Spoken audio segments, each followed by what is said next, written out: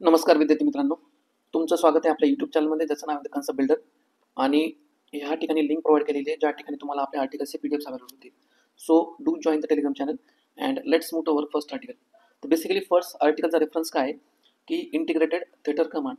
तर Indian arm forces आणि Indian गव्हर्नमेंटनं काय ठरवलेलं आहे की ते ड्राफ्टचं प्रिपरेशन करतात कशासाठी, इंटिग्रेटेड थिएटर कमांडच्या सेटअपसाठी. तर बेसिकली आपण एक्झामच्या पर्स्पेक्टिव्ह आपल्यासाठी जे इम्पॉर्टंट पॉईंट आहेत तर ते बघूया. करंटली जर बघितलं तर करंटचं मिलिटरीचं ऑर्गनायझेशन जे आहे स्ट्रक्चर ते कशा प्रकारे आहे. तर जे ट्रॅडिशनल मॉडेल आहे म्हणजे सेपरेट आर्मी, नेव्ही आणि एअरफोर्स, तर यांच्या काय वेगवेगळ्या कमांड्स आहेत. ठीक आहे, म्हणजे असं इंटिग्रेटेड नाही आहे. आर्मीची सेपरेट आहे, नेव्हीची सेपरेट आहे आणि एअरफोर्स सेपरेट आहे. आता याच्यामध्ये हे जे हेड्स आहेत आर्मीचा, नेव्हीचा आणि एअरफोर्सचा, तर हे काय करतात, जी 2019ला आपण चीफ ऑफ डिफेन्स स्टाफ एक पोस्ट क्रिएट केली होती त्यांना काय करतात, रिपोर्ट करतात. ठीक ठीक आहे, तिकडे मिळून काय करतात, चीफ ऑफ डिफेन्स स्टाफला रिपोर्ट करतात.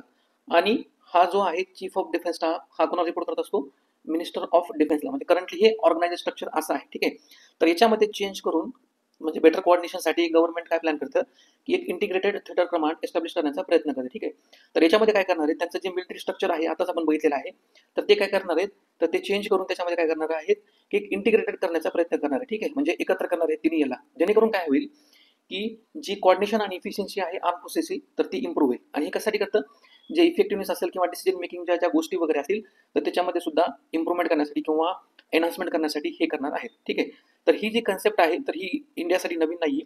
ज्या वेगवेगळ्या ॲडव्हान्स कंट्रीज ज्या आहेत वर्ल्डमधल्या, फॉर एक्झाम्पल युनायटेड नेशन असेल किंवा चायना असेल, तर त्या देशात सुद्धा अशा प्रकारचं जे इंटिग्रेटेड थिएटर कमांड आहे तर हे करंटली वर्क होतं. ठीक आहे, तर याच्या रिलेटेड जे इम्पॉर्टंट कमिटीज आहेत आपण ते बघूया. सुरुवातीला काय केलं होतं गव्हर्नमेंटनं, म्हणजे इंडिया पाकिस्तान वॉर नंतर ज्या काही कन्फ्लिक्ट्स आपल्याला शॉर्टकमिंग दिसल्या होत्या इंडियाच्या डिफेन्स प्रिपेअरनेसच्या पर्स्पेक्टिव्हनं, किंवा जे इंटेलिजन्स ॲपरेटस जे वर्क होता त्याच्या लॅक्युनाजमुळे काय केलं होतं गव्हर्नमेंटने, कारगिल रिव्ह्यू कमिटी 1919मध्ये एस्टॅब्लिश केली होती. ठीक आहे, तर ह्या कमिटीने काय केलं होतं, म्हणजे यांना जी टास्क देण्यात आली होती ती काय होती, जे काही कन्फ्लिक्ट्स वगैरे असतील किंवा इंडियाचे जे सिक्युरिटी लॅब्स किंवा ड्रॉबॅक्स वगैरे असतील तर त्यांच्या रिलेटेड, किंवा नॅशनल सिक्युरिटी कशी इम्प्रूव्ह करायची त्याच्या रिलेटेड रिकमेंडेशन करण्यासाठी त्या कमिटीला टास्क देण्यात आली होती. तर ह्या कमिटीचे जे चेअरमन होते तर ते कोण होते, के सुब्रमण्यम हे त्यांच्या कमिटीचे चेअरमन होते. तर ह्या कमिटीने काय केलं होतं, इम्पॉर्टंट काही रिकमेंडेशन दिले होते. तर वेगवेगळ्या एरियाजमध्ये त्यांना रिकमेंडेशन दिले होते. पहिला एरिया होता इंटेलिजन्स रिफॉर्म. तर बेसिकली या इंटेलिजन्स रिफॉर्मच्या पर्स्पेक्टिव्ह त्यांनी काय सांगितलं, एक नॅशनल डिफेन्स इंटेलिजन्स एजन्सी तयार करण्याची गरज आहे त्यांनी सांगितलं. त्यानंतर जे काही टेक्निकल इंटेलिजन्सचा पार्ट आहे इंटेलिजन्स रिफॉर्ममधला, तर त्याला सुद्धा त्यांनी इम्प्रूव्ह आणि स्ट्रेंथन करण्यासाठी त्यांनी सांगितलं होतं. नेक्स्ट आपला पॉईंट आहे मिलिटरी रिफॉर्म. तर बेसिकली हे जे आर्टिकल आहे तर हे मिलिटरी रिफॉर्ममध्ये त्यांनी जे रिकमेंडेशन दिलं होतं त्याच्या पर्स्पेक्टिव्ह आहे. तर त्यांनी त्याच्यात काय सांगितलं होतं, एकतर काय की इंटिग्रेटेड थिएटर कमांड एस्टॅब्लिश करायची, तर आपण त्यासाठी आता ड्राफ्ट प्रिपरेशन करतोय. आणि नेक्स्ट वन काय की चीफ ऑफ डिफेन्स स्टाफची जी पोझिशन आहे तर ते आपण काय केली होती 2019ला एस्टॅब्लिश केली होती. नेक्स्ट त्यांचं important recommendation with respect to the border management. त्यांनी जो सर्व्हिलन्स असेल किंवा जे बॉर्डरच्या रिलेटेड इन्फ्रास्ट्रक्चर वगैरे असेल तर त्याच्या इम्प्रूव्हमेंट करण्यासाठी आणि त्याला टेक्नॉलॉजिकली ॲडव्हान्स करण्यासाठी रिकमेंडेशन दिलं होतं. Next one is procurement and modernisation. हे कशाच्या रिलेटेड आहे, स्पेसिफिकली जे काही डिफेन्स इक्विपमेंट वगैरे आहेत तर त्याच्या प्रोक्युरमेंट आणि मॉडर्नायझेशन रिलेटेड त्यांनी रिकमेंडेशन दिलं होतं. त्यांनी सांगितलं होतं जी काही प्रोसिजर आहे प्रोक्युरमेंटची ती स्ट्रीमलाईन करायची, म्हणजे ॲज पर समजा चेंजिंग नीड्स जे असेल तर त्याच्यानुसार त्यांनी चेंज करायला सांगितली होती. त्यानंतर सिव्हिल मिलिटरी जे रिलेशन आहे तर त्यांनी काय सांगितलं, with respect to particularly north eastern part असेल इंडियाचा किंवा जम्मू अँड काश्मीर जर असेल तर त्या ठिकाणी काय करायचं, गव्हर्नमेंटने किंवा मिनिस्टर ऑफ डिफेन्सने वेगवेगळ्या स्कीम वगैरे असतील तर त्यांनी त्या इम्प्लिमेंट करून सिव्हिलियन आणि मिलिटरी पॉप्युलेशनमध्ये जे रिलेशन आहे तर ते इम्प्रूव्ह करण्यासाठी त्यांनी रिकमेंडेशन दिलं होतं. याच्या रिलेटेड तुम्हाला एक प्रॅक्टिससाठी क्वेश्चन देण्यात आलेला कमिटीच्या रिलेटेड, तर तुम्ही तो सॉल्व्ह करून घ्यायचा होमवर्कमध्ये. नेक्स्ट आपला आर्टिकल आहे की आर्टिकलचा कंटेक्स काय आहे की स्कारलेट जॉन्सन ही काय आहे की हॉलिवूड ॲक्ट्रेस आहे आणि तिनं काय केलं होतं, जे चॅट जीपीटीचं ॲडव्हान्स व्हर्जन आहे तर त्याच्यामध्ये तिचा जो व्हॉइस आहे तो यूज करण्यात आलेला आहे. ठीक आहे, त्या पर्स्पेक्टिव्हने त्यांनी काय केलं होतं, केस फाईल केलेली आहे अगेन्स्ट ओपन याच्या कंपनीच्या अगेन्स्ट, आणि कशासाठी, तिचे जे पर्सनॅलिटी राईट्स आहेत तर ते हार्म झालेत असं तिचं म्हणणं आहे. तर एक्झामच्या पर्स्पेक्टिव्हने आपल्यासाठी काय महत्त्वाचं आहे की पर्सनॅलिटी राईट्स काय असतात किंवा पब्लिसिटी राईट्स काय असतात आपण ते बघूयात. ठीक आहे, तर बेसिकली हे पब्लिसिटी राईट्स काय असतात, तर त्यांना राईट्स ऑफ पब्लिसिटी असं पण म्हणतात. आणि हे काय असतात, इंडिव्हिज्युअलचे राईट्स असतात त्यांच्या, म्हणजे फॉर एक्झाम्पल एखाद्या इंडिव्हिज्युअलचं नाव असेल किंवा त्यांची इमेज असेल किंवा त्यांच्या आयडेंटिटीचे अदर ॲस्पेक्ट्स वगैरे असतील तर ते कमर्शियल यूजसाठी वापरल्या जाऊ नये, किंवा त्यांची जी एक्सक्लुझिव्ह राईट्स वगैरे असतील तर त्या फक्त त्या इंडिव्हिज्युअल्सकडेच असतील. ठीक आहे, म्हणजे पब्लिसिटी पर्पजसाठी त्यांचा राईट यूज केला जाऊ नये, तर त्यालाच काय म्हणतात, पब्लिसिटी राईट्स असं म्हणतात. ठीक आहे, तर त्या राईटच्या कन्सर्नमध्ये काही प्रायमरी कन्सर्न्स काय आहेत की ते काय करतं की ते हे जे इमेज वापरून किंवा नेम वापरून किंवा एखाद्या पर्सनच्या अदर आयडेंटिटी आस्पेक्ट्स वापरून ते काय करतात, त्यांचं कमर्शियल गेन एक्सप्लॉइट करण्यासाठी यूज केला जातो, ठीक आहे, म्हणजे त्यांची परवानगी न घेता. त्यालाच काय म्हणतात, पब्लिसिटी राईट्स असं म्हणतात. एक्झाम्पल जर बघितलं तर इंडियामधले जे स्टार आहेत, फॉर एक्झाम्पल सचिन तेंडुलकर किंवा विराट कोहली, तर ते काय करतात, ही स्पोर्ट्स सेलिब्रिटी आहे, तर त्यांनी काय केलेले, जी MRF कंपनी आहे, मद्रास रबर फॅक्टरीज म्हणून, त्याच्याबरोबर काय केलेलं आहे, कोलॅबरेशन केलेलं असतं, ठीक आहे. तर त्यांचे जे राईट्स असतात फक्त ते काय करू शकतात, हेच यूज करू शकतात. लक्षात, म्हणजे ज्यांना त्यांनी परमिशन दिलेली आहे किंवा पब्लिसिटी दिलेली आहे, फक्त तेच यूज करू शकतात त्यांच्या एन्डॉर्समेंट ऍडसाठी. दुसरे कोणीही त्याचे यूज करू शकत नाही.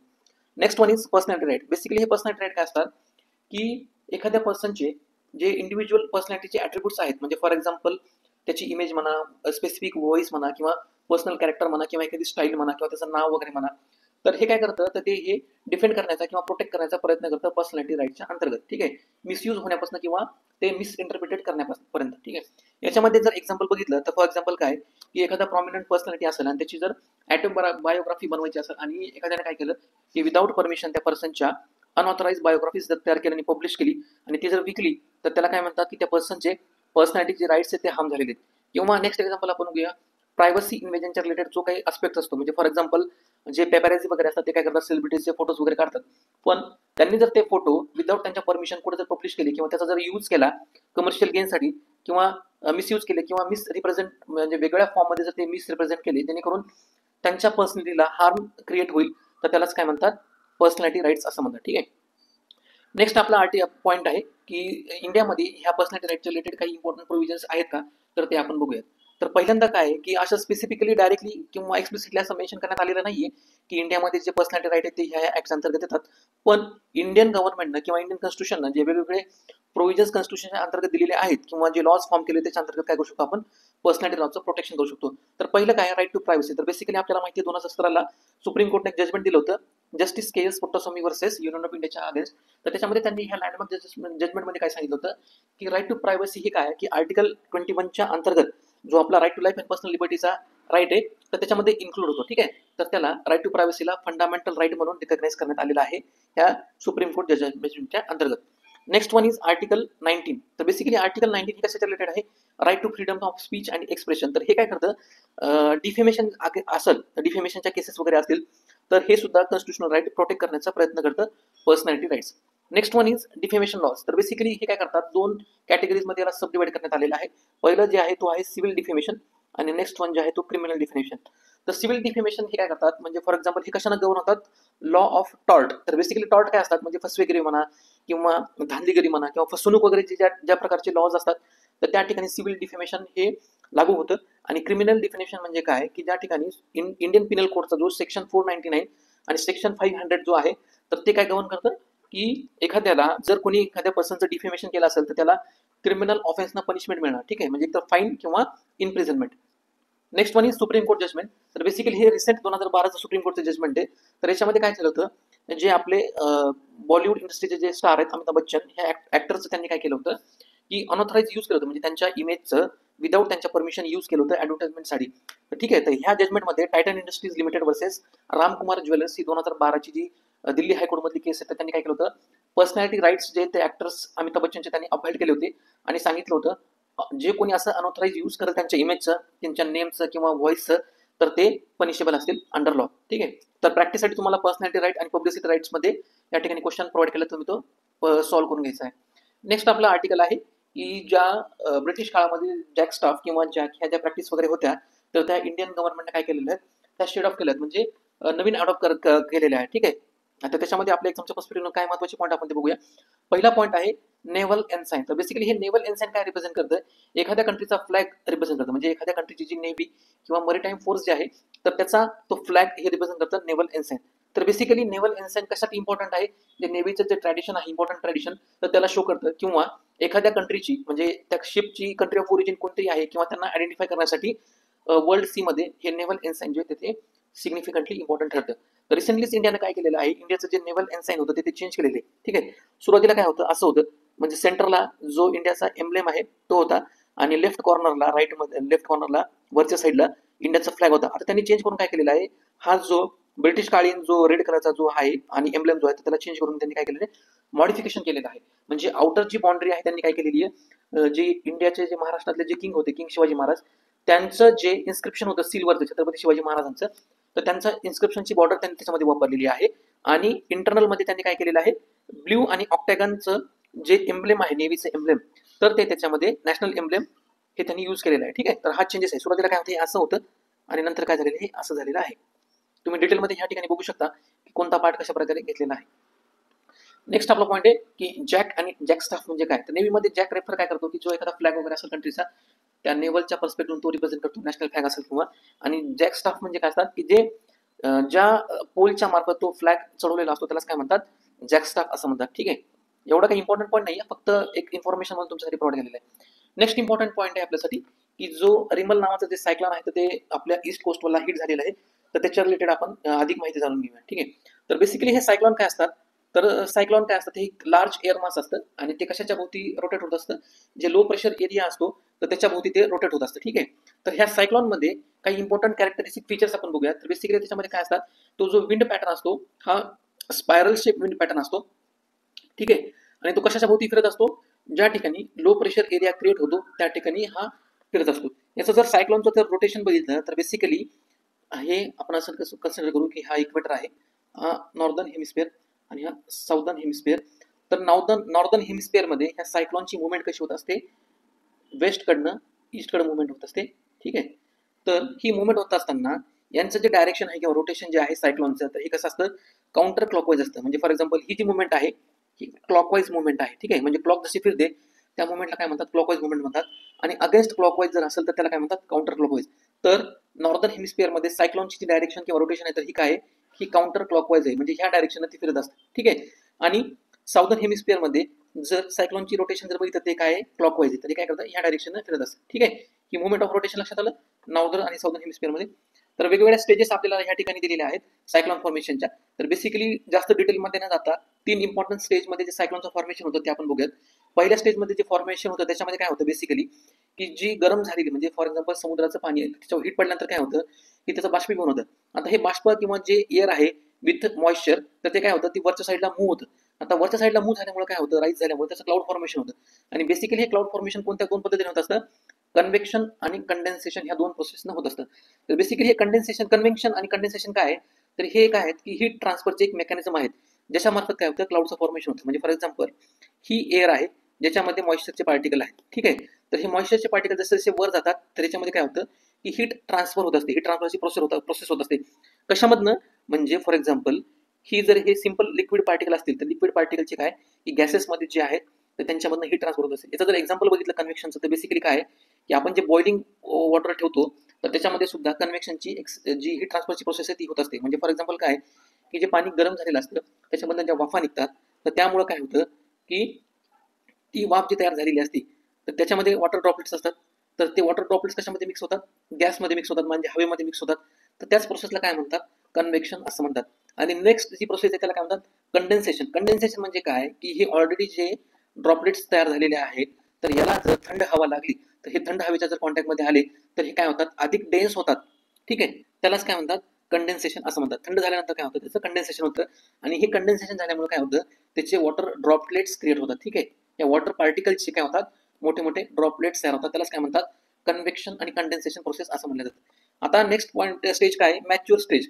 तर ह्या मॅच्युअर स्टेजमध्ये काय होतं की हे काय तयार झालेले हे आहेत म्हणजे वॉटर पार्टिकल्स वगैरे आहेत तर ते काय होतात, वेल डिफाईन्ड आईज जो आहे आपल्या स्ट्रॉमचा लो प्रेशर एरिया त्याच्या भोवती ते फिरायला लागतात. ठीक आहे, आणि हे हाय प्रेशर असल्यामुळे म्हणजे बाजूचं काय होतं, हे लो प्रेशर एरिया असतो. आता लो प्रेशर एरियाचं कॅरेक्टरिस्टिक फीचर काय असतं की हे काय करतं, सराउंडिंग एअर जी आहे तर ही स्पीडमध्ये अट्रॅक्ट करण्याचा प्रयत्न करतं. ठीक आहे, आता ही सराउंडिंग स्पीड अट्रॅक्ट करण्याचा प्रयत्न झाल्यामुळे काय होतं की ऑलरेडी आपण काय बघितलं, याचं रोटेशन काय असतं, अँटी क्लॉकवाईज असतं. ठीक आहे, म्हणजे अशा प्रकारचं रोटेशन असतं. याची जर डायरेक्शन बघितलं तर हे लो प्रेशर एरियामध्ये काय करतात, हे फिरायला लागतात. आणि हे फिरताना काय होतं, याला आय म्हणतात. हे लो प्रेशर सिस्टीम डेव्हलप होते आय. आणि याच्यामधनं जे क्लाउड बाहेर पडत असतात म्हणजे जे क्युम्युलस किंवा क्युम्युलिंबस जे क्लाउड असतात ते बाहेर पडत असतात तर ते काय असतात, रेन बिअरिंग क्लाउड असतात. तर अशा प्रकारे काय होतं की सायक्लॉनचं फॉर्मेशन हे होत असतं. ठीक आहे, तर ह्या ठिकाणी डायग्राममध्ये तेच सांगितलेलं आहे की बेसिकली जी वर गेलेली हवा आहे त्याचं कंडेन्सेशन आणि कन्व्हेक्शन म्हणजे काय होतं, ती हवा परत खाली येते ड्रॉपलेट मार्फत. आणि हे काय होतं की आयच्या भोवती हे जे आहे अँटी क्लॉकवाईज फॉर्मेशन हे फिरायला लागतात. आणि त्याच्यामधनं येणारा जो आउटफ्लो आहे, ह्या ठिकाणी आउटफ्लो दाखवलेला आहे, तर ते काय असतात, रेन बँड असतात इन द फॉर्म ऑफ क्युम्युलस आणि निम्बस क्लाउडच्या मार्फत. ठीक आहे आणि याचं डायरेक्शन कोणत्या साईडनं असतं, वेस्ट टू ईस्ट याचं डायरेक्शन असतं. ठीक आहे, ही वेस्ट आणि ही ईस्ट. सायक्लॉनची डायरेक्शन काय असते? वेस्ट टू ईस्ट डायरेक्शन असते. नेक्स्ट आपला इम्पॉर्टंट पॉईंट आहे की difference between tropical and temperate cyclone. तर या ठिकाणी आपण म्हणजे जे इम्पॉर्टंट पॉईंट्स आहेत ते बघूया. तर याचं जर फॉर्मेशन बघितलं ट्रॉपिकल सायक्लॉनचं, तर हे काय करतं, इन ट्रॉपिक्समध्ये असतं. म्हणजे जर त्याचं नॉर्थ साऊथ डायरेक्शन बघितलं तर 0 डिग्री टू 30 डिग्रीला असतं. आणि एक्स्ट्रा ट्रॉपिकल सायक्लॉनचं काय असतं, 30 degree to 60 degree north south, म्हणजे मिड लॅटिट्यूडचं जो रिजन आहे त्याच्यामध्ये असतं. याचं जर फॉर्मेशन मेकॅनिझम आताच बघितलं सायक्लॉनचं कसं असतं की वॉर्म कोर एरिया असतो provided by the warm moist and air rising and condensation and convection त्याच्यामध्ये होतं. आणि याच्यामध्ये जर बघितलं आपण एक्स्ट्रॉपिकल सायक्लॉनमध्ये, तर काय असतो, त्याचा जो कोर एरिया असतो काय असतो, तो कोल्ड असतो. आणि सायक्लॉनमध्ये काय असतो, कोर एरिया हा वॉर्म असतो. त्याच्यामुळे काय असतं, इथं लो प्रेशर असतं. आणि हा कोल्ड कोर असल्यामुळं तिथं काय असतं की हाय प्रेशर असतं. ठीक आहे. साईज जर बघितली, सायक्लॉनची साईज ही as compare to anticyclone ही स्मॉलर असते डायमीटरमध्ये, आणि अँटी सायक्लॉनची ही लार्जर साईजमध्ये असते. विंड स्पीड जर बघितलं तर सायक्लॉनचे wind speed as compare to the anticyclone हे मच हायर असतात. म्हणजे आपण ते 250 किलोमीटर पर आवर ह्या स्पीडमध्ये फिरतात. आणि अँटी सायक्लॉनची विंड स्पीड बघितलं तर मॉडरेट असतात, तर त्यांची स्पीड किती असते, 150 किलोमीटर पर आवर. प्रिसिपिटेशन जर बघितलं तर सायक्लॉनमध्ये खूप मोठ्या प्रमाणामध्ये प्रिसिपिटेशन होतं, आणि अँटी सायक्लॉनमध्ये मॉडरेट टू हेवी याच्यामध्ये प्रिसिपिटेशन होत असतं. ठीक आहे. याचा जर लाईफ स्पॅन बघितला तर हे शॉर्टर ड्युरेशनमध्ये असतात सायक्लॉन, आणि कंपॅरेटिव्हली जे अँटी सायक्लॉन्स आहेत तर ते काय असतात, लॉंगर ड्युरेशनमध्ये असतात. ठीक आहे. मुवमेंट आपण आताच बघितली, सायक्लॉनची मुवमेंट कशी असते, वेस्टकडनं ईस्टकडे याची मुवमेंट असते. आणि अँटी सायक्लॉनची मुवमेंट कशी असते, westerly wind with eastward movement. ठीक आहे. तर ही ईस्टकडे मुवमेंट असते. सॉरी, हे वेस्टर्लीच विंड असतात, वेस्टकडनं येतात, आणि याची मुवमेंट कशी असते, ईस्टकडे असते. ठीक आहे. अशा ठिकाणी याची मुवमेंट असते, म्हणजे अपोजिट टू द सायक्लॉन. त्याच्यानंतर याचं जर डिस्ट्रक्शन पोटेन्शियल जर बघितलं तर हे काय असतात, सायक्लॉन हे हायली डिस्ट्रक्टेबल असतात. म्हणजे आता इंडियाच्या ज्या ईस्टर्न कोस्टवर रॅमेल नावाचं जे सायक्लॉन आले, तर हे काय, ही हायली डिस्ट्रक्टिव्ह आहे. आणि त्याचे अफेक्टिंग स्टेट म्हणजे प्रॉमिनंटली कोणकोणते, वेस्ट बेंगॉल असेल किंवा ओडिसा असेल, तर हे अफेक्टिंग स्टेट आहे. ठीक आहे. तर कंपॅरेटिव्हली अँटी सायक्लॉन जे असतात हे लेस डिस्ट्रक्टिव्ह असतात. नेक्स्ट पॉईंट आपला इम्पॉर्टंट पॉईंट आहे की जे आय फॉर्मेशन होतं, तर आपण बघितलेलं आहे सायक्लॉनमध्ये काय असतं की वेल डिफाईन्ड आय स्ट्रक्चर असतं. आणि हे आय फॉर्मेशन कशामुळे होत असतं की या ठिकाणी लो प्रेशर क्रिएट झाल्यामुळे. आणि लो प्रेशर कशामुळे क्रिएट होतं की वॉर्म कोर असल्यामुळे हे लो प्रेशर क्रिएट होतं. ठीक आहे. आणि अँटी सायक्लॉनच्या पर्स्पेक्टिव्हमध्ये अशा प्रकारचं आय स्ट्रक्चर तयार होत नाही. तर ह्या ठिकाणी तुम्हाला प्रॅक्टिससाठी क्वेश्चन प्रोव्हाइड करण्यात आलेला आहे सायक्लॉनवर, तर तुम्ही तो होमवर्क म्हणून सॉल्व्ह करून घ्यायचा आहे. नेक्स्ट आपला आर्टिकल आहे मॉडल कोड ऑफ कंडक्ट आणि त्याचं कंटेक्स्ट. तर हे कशामुळे न्यूजमध्ये आलेलं आहे, जी काही लेवल प्लेइंग फील्ड आहे ती election commission of India offer करतं त्यांच्या कॅन्डिडेटला किंवा पॉलिटिकल पार्टीजला. तर त्याच्या रिलेटेड काही इम्पॉर्टंट आपल्याला सेक्शन्स जे आहेत रिप्रेझेंटेशन ऑफ पीपल ऍक्टचे जे न्यूजमध्ये येतात ते आपण बघूयात. तर पहिला रिप्रेझेंटेशन ऑफ पीपल ऍक्ट 1951चा सेक्शन जो न्यूजमध्ये आहे त्याचा आहे सेक्शन 125. तर बेसिकली हा सेक्शनचा कंटेक्स्ट काय आहे, तर हे काय करतं, जी काही सिक्रेसी असेल वोटिंगमध्ये, म्हणजे ज्या पूर्ण जी व्होटिंगची प्रोसेस आहे त्याच्यामध्ये जी काही सिक्रेसी मेंटेन करायची आहे विथ रिस्पेक्ट टू ते वोट कोणी कास्ट केलं, किंवा ते मशीन कुठं स्टोअर केले जातात, किंवा त्याचं ट्रान्सपोर्टेशन कसं होतं, ही पूर्ण सिक्रेसी आहे. तर ती मेंटेन करण्याचं काम तर हे काय करतं सेक्शन 125 मध्ये सांगितलेलं आहे. तर बेसिकली याच्यामध्ये कोण कोण इन्व्हॉल्व असतात, त्यांचे जे ऑफिसर असतील किंवा क्लर्क्स असतील किंवा एजंट असतील किंवा अदर वर्कर जे पर्सन किंवा जे असतील जे रेकॉर्डिंग किंवा काउंटिंगच्या रिलेटेड रिस्पॉन्सिबल आहे, तर त्यांनी काय करायचं, ते सिक्रेसी मेंटेन करण्याच्या रिलेटेड हे सेक्शन 125 देण्यात आलेलं आहे. ठीक आहे. नेक्स्ट याचा जर इम्पॉर्टन्स बघितलं तर हे काय सिग्निफिकन्स कशासाठी, हे तर काय की त्या वोटिंग प्रोसेसची कॉन्फिडेन्शियलिटी मेंटेन करतं. आणि त्यांचे जे चॉईस आहेत वोटर्सची, तर हे कॉन्फिडेन्शियल राहतं त्याच्यामध्ये. आणि त्यांची जी डेमोक्रेटिक प्रोसेस जी आहे तर ती इझिली आणि इफेक्टिव्हली कॅरीड आउट केली जाते. नेक्स्ट याचं इम्पॉर्टंट काय, ते काय करतं, मॅनिप्युलेशन जे ह्या प्रोसेसमध्ये होणार आहे तर ते प्रिव्हेंट करतं. आणि एनकरेज काय करतं, फ्री आणि फेअर वोटिंग एनकरेज करतं. ठीक आहे. त्याच्यामुळं डेमोक्रेसीला हे सस्टेन करतात. नेक्स्ट आपलं इम्पॉर्टंट सेक्शन आहे सेक्शन 123(3) आणि clause 3A with respect to representation of people act 1951. तर बेसिकली हा सेक्शन 123 क्लॉज 3 जो आहे तर हे कशाच्या रिलेटेड आहे, ह्या करप्ट प्रॅक्टिसेस ज्या असतात, ज्या काय करतात की दोन वेगवेगळ्या सेक्शन्समध्ये किंवा ग्रुप्समध्ये किंवा सोसायटीमध्ये हेट्रेड आणि एनिमिटी प्रोव्हाइड करायचं काम करतात, तर त्यांना हे काय करतं, प्रोहिबिट करतं सेक्शन 123(3). तर याच्यामध्ये on the basis of religion असेल किंवा रेस किंवा कास्ट किंवा कम्युनिटी किंवा लँग्वेजच्या पर्स्पेक्टिव्हनं एखादा कॅन्डिडेट जर ड्युरिंग इलेक्शन टाइममध्ये किंवा रॅली करताना किंवा प्रमोशन करताना जर हेट्रेड प्रमोट करत असेल, तर त्यांना प्रोहिबिट करण्याचं काम हे सेक्शन 123 करत असतं.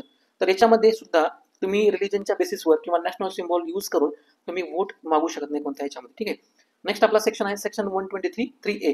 तर बेसिकली हे कशाच्या रिलेटेड आहे, प्रमोशन ऑफ हेट्रेड. तर हे सेक्शन काय करतं, जे काही अटेम्प्ट करले जाणार आहेत प्रमोशनच्या रिलेटेड, म्हणजे प्रमोशन ऑफ एनिमिटी किंवा हेट्रेड असेल डिफरंट ग्रुप्समधलं on the basis of religion, race, caste किंवा कम्युनिटी किंवा लँग्वेज, तर त्याला कंडेम करतं. ठीक आहे. याच्यामध्ये त्यांचे कॅन्डिडेट असतील किंवा एजंट्स वगैरे असतील किंवा anyone acting with their consent on behalf of that party किंवा कॅन्डिडेट, तर त्यांना प्रोहिबिट करण्याचं काम हे सेक्शन 123(3) च्या मार्फत केलं जातं. ठीक आहे. तर ह्या ठिकाणी तुम्हाला प्रॅक्टिससाठी क्वेश्चन देण्यात आलेला आहे. म्हणजे प्रिव्हियस इयरला UPSC 2021 ला हा क्वेश्चन विचारण्यात आला होता, तर तुम्ही तो होमवर्क म्हणून सॉल्व्ह करून घ्यायचा आहे. या ठिकाणी आपले आर्टिकल संपलेले आहेत. जर तुम्हाला आपला कंटेंट आणि आपला जो कन्सेप्ट आहे करंट अफेअर्स प्लस बेसिक थेअरीचा पार्ट तुम्हाला आवडला असेल तर आपल्या चॅनलला लाईक करा, जास्तीत जास्त तुमच्या फ्रेंड्स बरोबर शेअर करा किंवा त्याच्यामुळे त्यांना सुद्धा मदत होईल, आणि आपल्या चॅनलला सबस्क्राईब करायला विसरू नका. थँक्यू.